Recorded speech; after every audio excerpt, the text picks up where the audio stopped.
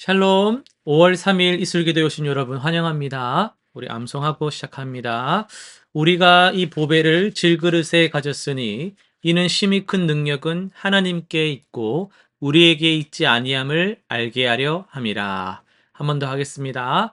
우리가 이 보배를 질그릇에 가졌으니 이는 심히 큰 능력은 하나님께 있고 우리에게 있지 아니함을 알게 하려 함이라. 고린도후서 4장 7절 말씀. 아멘. 오늘 우리가 살펴볼 말씀은 민수기 10장, 시편 46, 47편, 아가서 8장, 그리고 히브리서 8장입니다. 네 본문을 따름이라는 관점에서 살펴보도록 하겠습니다.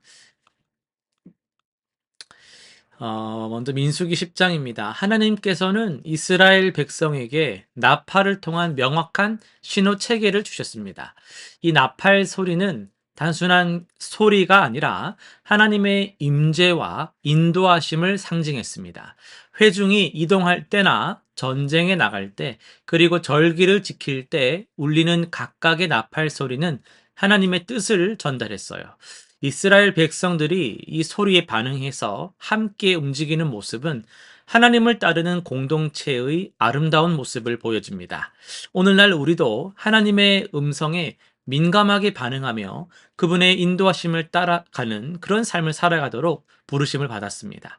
하나님의 인도하심을 따르는 것은 개인적인 선택이면서 공동체적 순종의 표현이다라고 할 수 있겠습니다. 이어서 시편 말씀입니다. 46, 47편은 혼란과 위기 속에서도 하나님을 신뢰하며 따르는 믿음의 여정을 보여줍니다. 46편에서는 하나님은 우리의 피난처시요 힘이시니 환난 중에 만날 큰 도움이시라 이렇게 고백을 합니다. 어떤 상황에서도 하나님은 변함없는 피난처가 되시죠. 그리고 47편은 모든 민족을 다스리시는 왕으로서 하나님을 찬양합니다.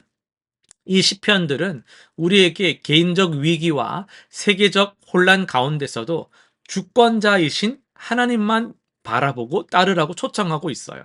하나님을 따른다라는 것은 단순히 규칙을 준수하는 것 정도가 아니라 그분의 주권과 신실하심을 인정하고 계속해서 그 인정하는 결과로 찬양하는 삶의 태도를 의미하고 있습니다. 그리고 아가서 말씀으로 넘어갑니다. 아가서 마지막 장인데요.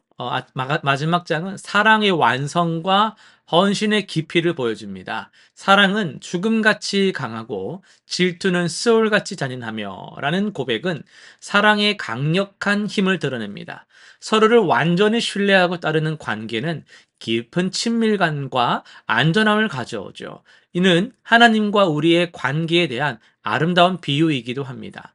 하나님을 따르는 것은 그분의 사랑에 대한 응답이며 그 사랑은 우리를 완전한 자유와 행복으로 인도합니다. 아가서의 사랑하는 자를 따르듯 우리도 하나님의 사랑 안에서 그분을 따르며 참된 기쁨을 발견할 수 있습니다. 이어서 히브리서 말씀을 설교를 통해서 살펴보려고 하는데요. 새 언약의 중보자를 따라라는 말씀으로 하나님 말씀을 전하도록 하겠습니다. 어, 우리 오늘 주제 단어가 따름인데요. 우리 삶에서 누구를 따르느냐라는 것은 결정적인 질문입니다. 우리는 매일 수많은 목소리와 영향력 사이에서 선택이라는 것을 하죠. 학생들은 연예인을 따르기도 하고요. 정치인을 또 어른들은 막 따르기도 하고요. 어떤 좀 막 철학적으로 사상가를 따르는 사람도 있을 것이고, 친구 말을 따라가는 사람도 있을 거고, 가족을 잘 따르는 사람도 있을 겁니다. 그리고 때로는 우리 자신의 욕망을 따르기도 하죠. 히브리서 이 기자는 이런 혼란 속에서 우리에게 가장 따를 만한, 가장 신뢰할 만한 인도자를 소개하는데 바로 더 좋은 언약의 중보자가 되신 예수 그리스도십니다. 히브리서 8장은 옛 언약과 새 언약을 대조하는데요. 옛 언약은 시내산에서 주어진 모세의 율법으로 외적인 규례와 의식들로 가득했습니다. 이스라엘 백성들은 이 율법을 지키려고 노력했지만 번번이 실패했어요. 왜 그럴까요? 문제는 율법 자체에 있는 것이 아니라 인간의 부패와 연약함에 있었습니다. 우리의 마음이 변화되지 않은 채 외적인 규칙만 따르는 것은 한계가 있습니다. 그래서 하나님은 예레미야 선지자를 통해서 새 언약을 약속하셨습니다. 내가 나의 법을 그들의 생각에 두고 그들의 마음에 이것을 기록하리라. 8장 10절에 히브리서 8장 10절에 나오죠. 이 새 언약의 핵심은 외적인 규칙, 지킨다라는 그 외적인 규칙만이 아니라 내적인 변화를 의미합니다. 하나님의 뜻이 우리 마음 깊은 곳에 새겨지는 것이죠. 예수님은 이 새 언약의 중보자로 오셨다라는 거예요. 중보자란 무엇입니까? 중보자는 단절된 관계를 단절된 관계를 회복시키는 다리 역할을 하는 그런 자죠. 예수님은 거룩하신 하나님과 죄인들 우리 사이에 완벽한 브릿지, 다리가 되셨습니다. 그분은 하늘 성소 곧 참 장막에서 섬기시는 대제사장으로 우리를 위해 중보하고 계십니다. 그렇다면 이 새 언약의 중보자를 따른다라는 것은 어떤 의미인지를 살펴볼 때에 첫째는 그리스도를 따른다라는 것은 율법의 문자가 아니라 그 정신을 따르는 것입니다. 예수님은 율법을 폐하러 오신 것이 아니라 완성하러 오셨습니다. 그분은 율법의 본질이 하나님과 이웃에 대한 사랑임을 보여주셨어요.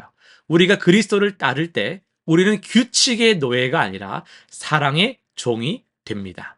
둘째는요, 그리스도를 따른다라는 것은 직접적인 관계를 누리는 것입니다. 옛 언약에서는 제사장이 하나님께 나아가는 중간자였어요. 하지만 새 언약에서는 각각 자기 이웃과 자기 형제를 가리켜 이르기를 주를 알라 하지 아니할 것이라고 말씀합니다. 왜냐하면 모든 믿는 자가 직접 하나님을 알게 되기 때문이에요.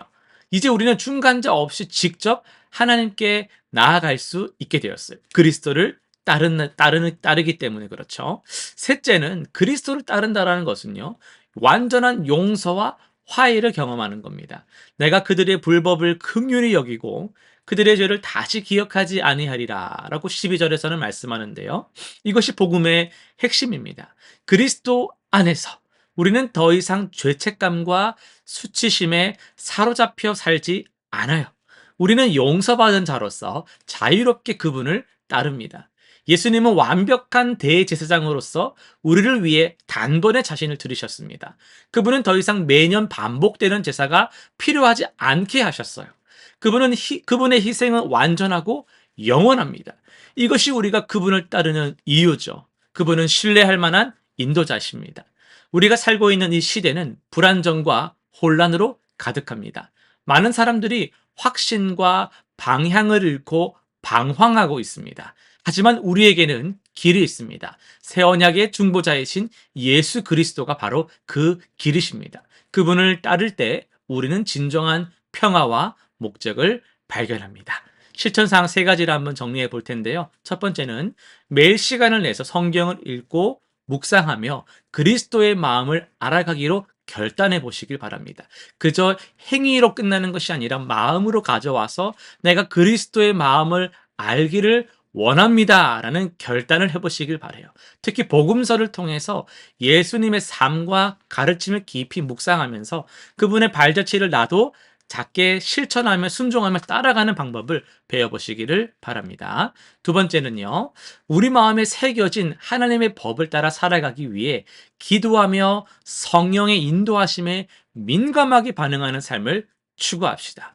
민감한 게 뭐죠? 제가 항상 말하지만 하얀 신발에 검은색 얼룩이 묻었을 때 바로 닦아내는 그런 마음가짐이 있잖아요.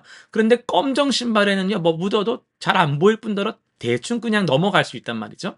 우리가 무흠할 수는 없지만 완전할 수는 없지만은 날마다 성령의 그 인도하심에 민감하게 그 죄를 즉시 회개하고 뉘우치고 돌이켜서 하나님께로 나아가는 그 삶을 추구할 필요가 있습니다.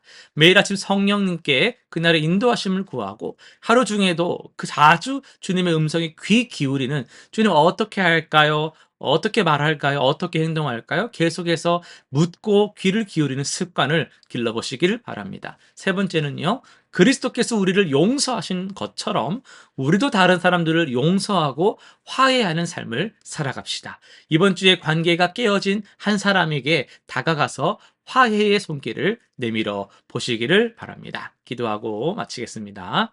은혜로우신 하나님 아버지, 우리를 위해 새 언약을 세우시고 예수 그리스도를 중보자로 보내주심에 감사드립니다. 우리가 옛 언약의 그림자가 아닌 실체이신 그리스도를 온전히 따르게 하여 주옵소서. 주님의 법을 우리 마음에 새겨주시고 또 우리가 그 법을 기쁨으로 따르게 하여 주옵소서. 우리의 죄를 기억하지 않으시겠다라는 약속을 의지하여 날마다 담대히 주님의 은혜의 보좌 앞에 나아가기를 원합니다. 우리를 통해 새 언약의 아름다움이 이 세상에 드러나게 하여 주시고 우리가 주님의 그 발자취를 따라가게 하여 주옵소서. 우리의 대제사장이 되신 예수 그리스도의 이름으로 기도드립니다. 아멘.